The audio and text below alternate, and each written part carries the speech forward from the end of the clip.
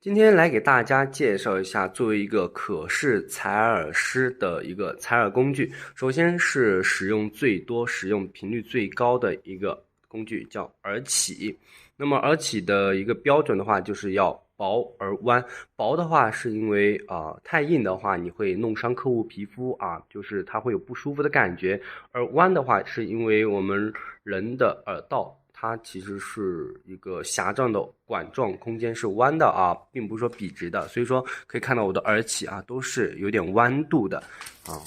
又新买了10把哈。接下来的话是一个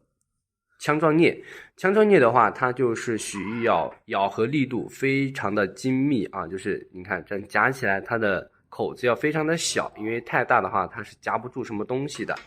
还有一把枪状镊是一样的功能啊，但是它也用的比较少啊，个人习惯吧，我还是比较喜欢用枪状镊。这个中耳钳的话，它的咬合力度就非常的细了啊，就是负责耳道深处的一些叮咛碎屑。然后接下来的话是这个叮咛钩啊，叮咛钩的话就是负责这个叮咛声色啊，还有耳结石啊，这把我用的比较多啊，这把就是去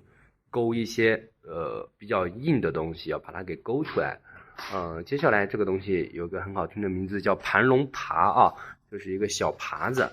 它的话就是负责我们这个耳道深处啊，甚至耳膜上的东西我都会去用到它啊。接下来这两个用的比较少啊，一个小圆啊，还有一个卷棉棒啊。